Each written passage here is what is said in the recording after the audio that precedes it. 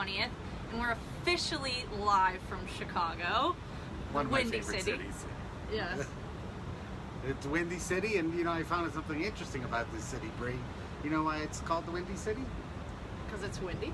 Well, sitting here on the 26th floor, it is kind of windy, but no, it actually isn't the Windy City because of that. It's called the Windy City because the political climate in this city changes like the wind. Oh. I just thought that was an interesting fact. That's interesting to know. Here I am thinking it's just the wind. So It is windy. yes, but we are indeed. Oh, you know what? I forgot. I have a fact about Chicago too. That What's might your not be known. fact? The Chicago River is the only river in the world that flows backwards. Backwards? Yes, backwards. What's that mean? The water flows uphill? So that's what you would think, but originally the river flow was designed to go, or not designed, I guess I should just say, it went into Lake Michigan, but it was reversed because of sanitary issues, and they manually reversed it to flow out of Lake Michigan and down, trickle down into the Mississippi, so it flows backwards. Oh, that's pretty interesting too. There's all kinds of interesting information. A little Chicago trivia for you, maybe Jeopardy questions, but typically we visit Chicago twice a year for the Chicago Toy Show, which we are exhibiting at this Sunday, April 22nd at Kane County Fairgrounds in St. Charles. And this is the 44th year for this show, and there are over 600 exhibitors. And the show is open to the public Sunday from 8 to 3 p.m. It's $10 admission, and children under 12 are free. And there's also free parking, which is a great bonus. 47 years, 44 years? 44 years. Yeah, I think I first started doing this show in 1987, set up as a dealer. So I guess I've been doing it for 30 years. Oh my goodness, that's a long time. But it is one of my favorite shows. Actually, it was started by Dale Kelly and his lovely wife Valerie.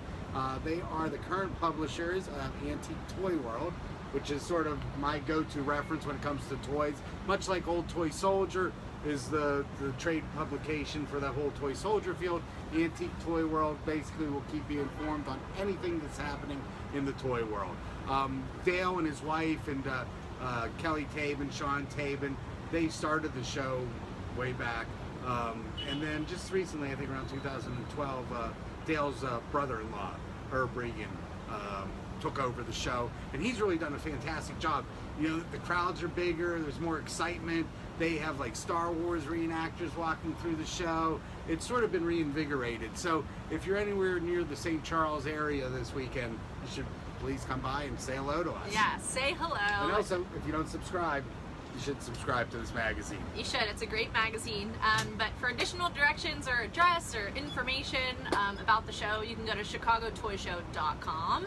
And it's one of my favorite shows personally because it's on the fairgrounds, and there's all different buildings that are that segregate really the field. So there's a doll building and a toy building and a building with some advertising. So I just think it's neat to walk around from building to building, and you know, there's surprises around every corner. It's fun for the whole family. You know, it really is. It's a nice atmosphere. There's food vendors, plenty of toys to look at. You know, it's a great way to spend a Sunday afternoon. That it is. So with that all being said, today we're going to feature items we're going to have available for sale at our booth this Sunday, and we will be located in the West Hall, the main building. So that's where you will be able to find us. Right when you walk in, you shouldn't be able to miss us. We have a prime booth there. We do. So with that being said, we're going to begin. So we're going to start with our Dick Tracy car. Oh, well, Chicago. We try to pick Chicagoland area which stuff. I was pretty excited about. Like a Dick Tracy squad car. I know, and it's a very nice hunter green, as you can see, and police car, and it just has a nice patina on it.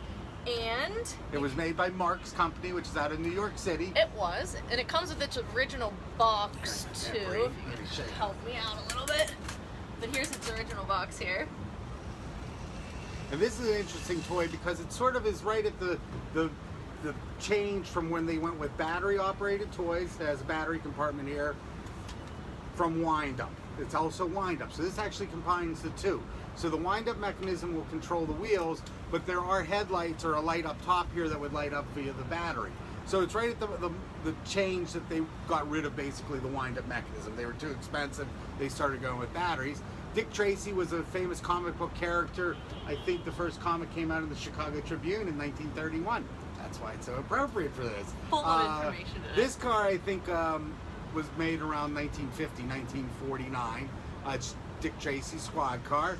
There's an on-off lever there. And it makes a... You hear it? Like the streets in Chicago. And if we had a battery in there, the light would light up.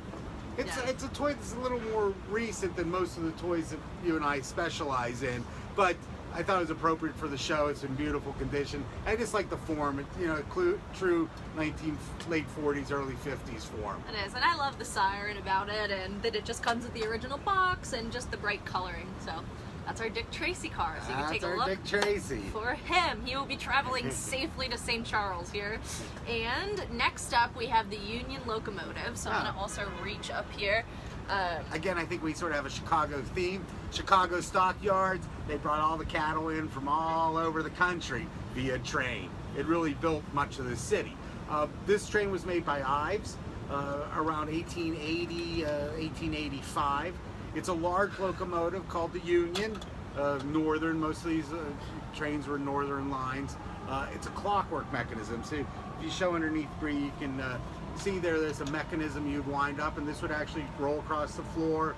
The wheels would turn the pistons. You could actually set this front with the cow catcher to different angles, so you could actually make it go in a circle, which is pretty neat. Has a little bell that rings on there. Neat. And trains are a very popular field. A lot of people don't know this. We might have talked about this before, but the original toy trains didn't run on tracks. This is pre-track train. So these were meant to work on the floor. Sometimes they're called floor trains. They were painted very bright in color. And right when locomotives came out, sort of in the 1860s, 1870s, they were like prized items. You know, so the owners of them painted them very elaborately in all kinds of pretty colors with yellows and greens. They'd have gold stenciling on them, and they were really meant to be showpieces. It really is. It was represented in the toys that they made of that time too. So we do have a number of trains that will be at the show, but wanted to show you the example of a nice Union. Yeah, so that's our Union right there. And I'm going to set him safely back here. Next up, we are going to the Guntherman. Guntherman. It's the VESA Beast. VESA Beast. VESA Beast. You know what that means, Bree? That I do not. Well, VESA Beast is a French term for face-to-face. So actually what you can see, the driver of the car would actually face the passenger.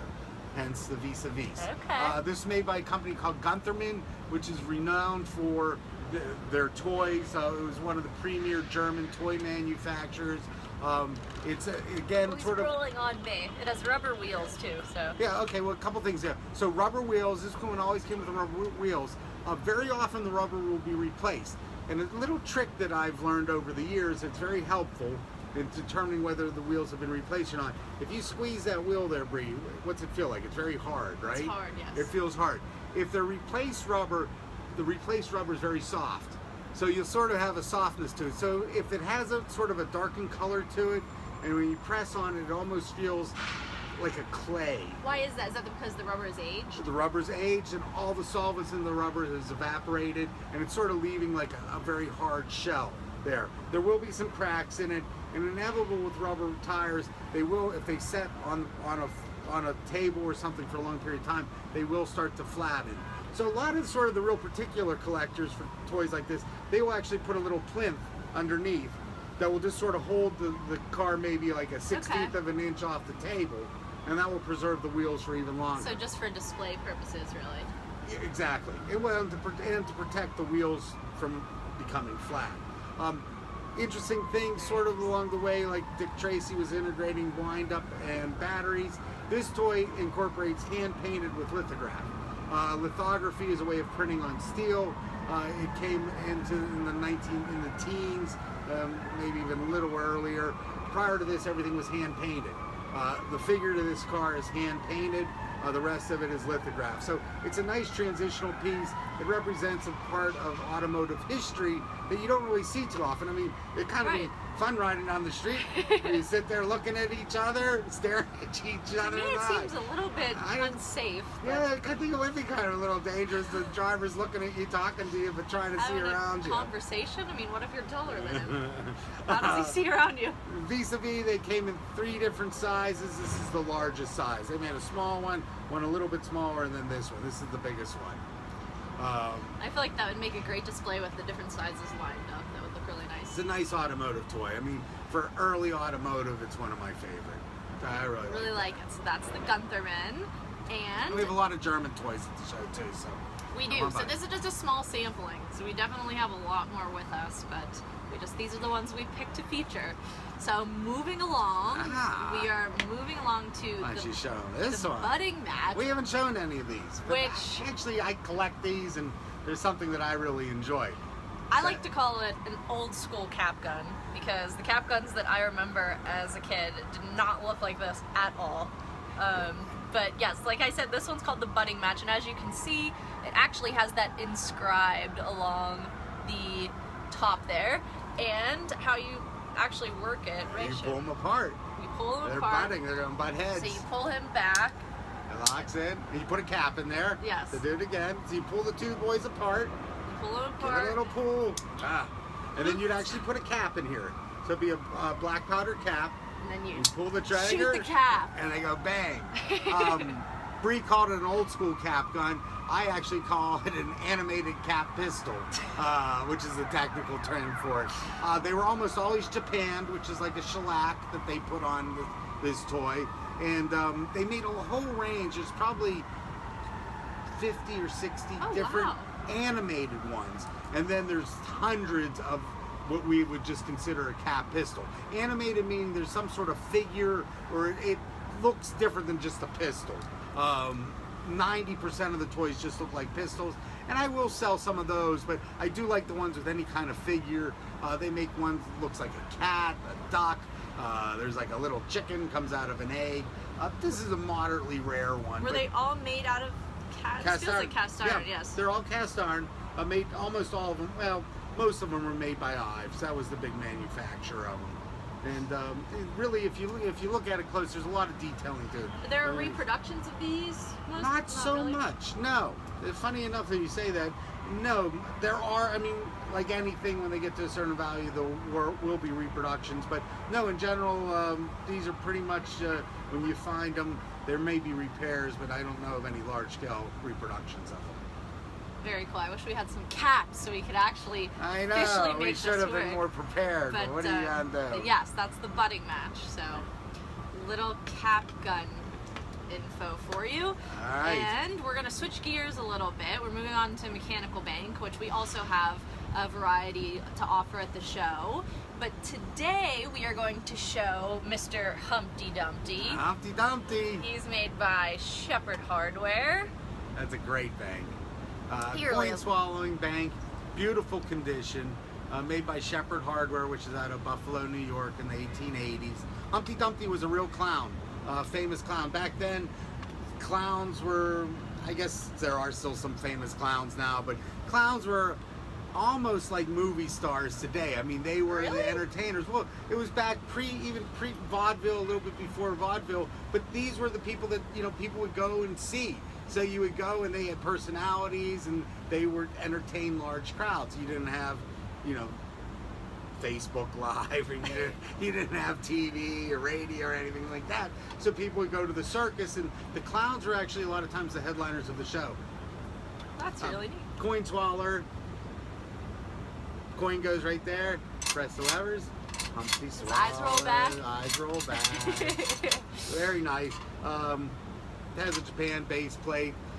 That's it. Really what makes this so nice is just the detailing on the face with the eyebrows, the little black highlighting them. You can even see, like with his teeth, there's little highlights between the teeth, the lips. A lot of detail. A lot of that gets lost on his jacket, sort of the decoration on the jacket. Nice, thick, bright paint. That's what sort of makes this a way above average example of this bank. So we have probably 50 banks that we'll have at the show, but just wanted to show you that one. Little Humpty. Humpty Dumpty sat on a wall. Okay, so that is our mechanical bank that we have, and now we're going to move on to a couple penny toys that we have. Again, we got the Lake Michigan right behind us, so just a couple little Meyer penny toys we have. 2 rowing skulls. Made by Meyer. And this one's colorful. That's colorful and it's articulated, so when it rows, they actually row. And this one, when you pull it along the ground, it actually moves up and down. Again, they're called penny toys because they sold for a penny. It was a very inexpensive toy, meant to be given to children and played with. That's why they're sort of rare today, because most of them were just thrown out. It'd be like buying a cheap toy, or like a Ronald McDonald toy for kids today. It was something for them actually to take outside and use. Whereas like the banks or like the big Guntherman car, generally those went to wealthier children. Right. And again, their children are children, so they destroyed a lot of them. But these are more affordable for everyone. Those are more affordable. That's what people use. So we have a lot of little novelty toys. Those are little rowing skulls. Yeah, another little novelty toy here is the Laman Yoo-hoo. Yoo-hoo. U-H-U. And you can see he has great detailing on him as well. So even all through his face here, on his side. And these are marked, usually they say, I don't know if they all say it, but Laman, every single one says it? Almost all Lamans are marked. Almost all of them have their logo on it, and number 555. This is the Yoo-hoo amphibious car. So it was actually, again, this is early automotive, and that was a car that was a boat. And there are a lot of these in history that sort of go back, and they were actual vehicles that they produced. It would wind up, and you can see it's sort of a boat, and on the side of the wheels, basically it has little paddles. Oh, it does. So when you wind it up, he moves his head, and the wheels spin, and it would actually go in. And just playing with it, I'm sure a lot of these were lost in ponds from some little kid winding it up and just letting it go into the pond, but I could see that. It's a toy, so it really didn't float that well. So most of those ended up down at the bottom of the drink. But we have a lot of Laman toys. We probably have about 20 Laman toys that you can see there that are going to be very nice. Yes, not him though. He didn't end up at the bottom. We no, rescued him. He's very fine condition. He made it through. He made it. He was a survivor. Okay. Okay, we're moving on now to our fireboat. Well, we have a couple fire things here because we do. You see this beautiful view behind us, and actually right over my head right here, that's the John Hancock building. But this entire area was devastated in the Great Fire of 1871, I believe. And that's when basically this whole city was burned to the ground. A story that I don't know how many of you know, but the lore is that Mrs. O'Leary's cow kicked over a lantern in her barn, caught fire, and it just incinerated, I think, like a 13 square mile area. So I mean, it was a massive fire, burned for a couple days, and too bad they didn't have one of these on hand. Although I don't know how far it could have made with Lake Michigan. Yes, I don't know. This is a correct fireboat. And that's exactly what it was. It was basically a fire engine on water, made by the German company. This one's called the Texas. Yes, and as you can see, it's marked Texas on the side, and this little tiny man is getting his hose ready to put the fire out. So I just think it's a really, really nice boat. The colors are nice on it, and it's a fairly rare boat. You don't see it that often, and it has a little different form than most of the boats that you see. It does. I mean, you usually don't see little men on the deck or anything like that. So. No, a wind-up mechanism up top here, a little reel for the hose, an actual hose there. Just a nice sort of different type of boat, because we do have a great collection of boats out there. We'll have in Chicago. I think we have maybe about 20 submarines and probably about another 10 or 15 boats. We do. We have a nice boat selection. So I wanted to show this one. Yes, we felt this one was appropriate. And then our real fire toy. Sure. So this is a good fire toy, but show them the real fire toy, Bree. Yes. Did we? Okay, yes, we did everything on set. I think we got everything here, don't we? Okay, this is an exciting one. This is... Let me hold it. It's a heavy one. It's pretty heavy. Okay, look at this. This is Ives Firehouse. Ives Firehouse, which and this is a mechanical toy that they sold. Imagine getting this on Christmas Day. I think this is one of the neatest toys, just because of how it displays, and we can't actually put the pumper inside. Okay, I'm starting it. Okay. Okay, I'm starting to show you how it works first. Let me show you. It's winding up. 1 ring, 2 rings, 3 rings. Come on. and 4 rings. Let's try 5 really rings hard. and voila, Nice. the doors pop open. And what happens when they pop open, if you can take it, it's ringing up a storm. Okay. There's a fire somewhere in downtown Chicago.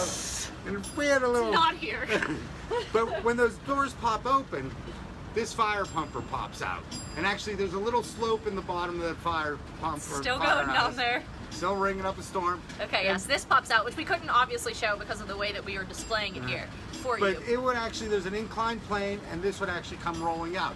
Now the toy and the firehouse are very, very rare. But what's rarer than the firehouse is actually the toy. You'll find more firehouses than this actual pumper. So to get the 2 of them together the way they originally came, made by Ives, extremely rare. And just, you know, one of the highlights of our booth. It's one of those toys that you don't really have to be a toy collector to buy. A lot of people will buy them just as decoration. They'll use them in various places in their house. And you know, it really makes, that little fire bumper's going crazy out Really there. fired up That over. must be a 6-alarm fire out there. But yes, as Ray stated, I mean, this one is very rare. This is the first one that I've actually seen in the years that I've been working with Ray, so, and I just think it's a beautiful, beautiful piece. I think it leans more on the edge of a showpiece. I think that it would look great, you know, on a fireplace or below a fireplace. Run on a mantle or beside a fire. And with this coming out of the actual house, it just looks really, really nice. The coloring's nice too. Okay. Turn that thing off, Bree. Okay, I'm turning Fire's it. under control. It's okay, everyone. Relax, we're okay.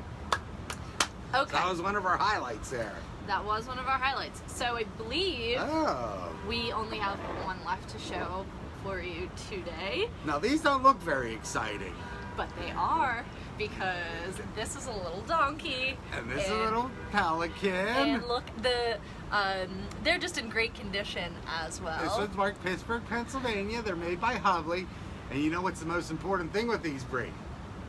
They're actually bottle openers. So when we're in Chicago, that is amazing. It's one of the few toys that we can actually use. And Mr. Pelican, and you got the donkey. I'm going to use this donkey, which I've never actually tried this before, so. And Mr. Pelican. Whoops. That was actually easier than I thought it would be. Okay. Mr. Pelican's a little loose here. I've got it. So they do. I need the donkey. I can't get mine out. Oh, the donkey worked good. Okay, so the donkey actually works a little bit better than the pelican. I like that. Toys that we can actually use. We got a little Chicago beer here. Yes, we do. I have some Goose 3 one too. Yeah, I got a Goose IPA. So cheers to the Windy City. Here we are. Okay. Delish. It is very good. So, with all of that, like I said, that was all we had to feature today. And we have a couple of announcements before we end today. Next thing on the docket is we have a Cyber Toy auction on May 6th at 10 a.m. EST, and it features celluloid, still, and mechanical banks. It is online right now. You can jump on and register on liveauctioneers.com, search for Cyber Toy auctions, and the sale will pop right up for you. If you have any questions, you can just jump on the website, and we'd be happy to answer them. And I think almost 500 lots, right? There are almost 500 lots, so look out for that.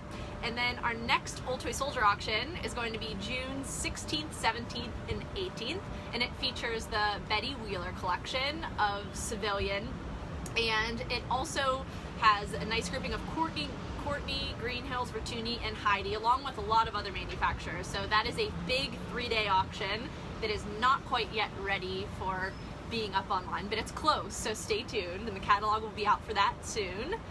And our next live will be next Thursday, April 27th at 7 p.m.